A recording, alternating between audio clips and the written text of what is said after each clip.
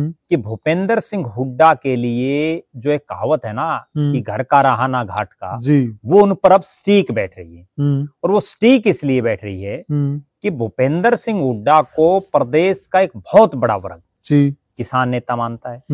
प्रदेश का एक बहुत बड़ा वर्ग, चूंकि वो जाट समाज से आते हैं, तो जाटों का भी नेता उनको मानता है। जी, सही कहा। और इस चुनाव में और विपक्ष के लोग भी बहुत से आरोप लगाते हैं कि हुड्डा साहब तो केवल जाटों का मुख्यमंत्री है या किसानों का मुख्यमंत्री है। जी, लेकिन इस चुनाव में चूंकि कांग्रेस का तो कहीं कोई पहले सिस्टम था ही नहीं, अगर किसान आंदोलन नहीं होता तो कांग्रेस आज जो हवा बनी थी वो हवा नहीं बनती उनकी।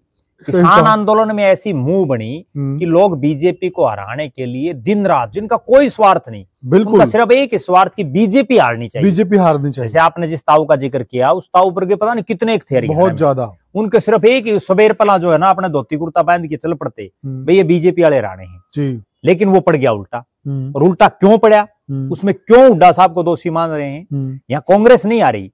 कांग्रेस क्यों नहीं आ रही? क्योंकि कांग्रेस में तो ना तो रणदीप सिंह सुरजेवाला को कुछ मिला, बहुत सी सीटें, ना शैलजा को किमे को ज्यादा मिला, 5-7 सीटें केंद्रीय नेतृत्व ने बांट दी, बाकी 72 तो हुड्डा साहब ने बांटी। हुड्डा साहब ने बांटे हैं। हुड्डा साहब भी चुनाव लड़ रहे थे, अगर जीत जाते तो हुड्डा की जीत नहीं होती जी। जब लोकसभा में 5 सीटें जीती तो उदय भान और भूपेंद्र हुड्डा को वाहवाही नहीं मिली।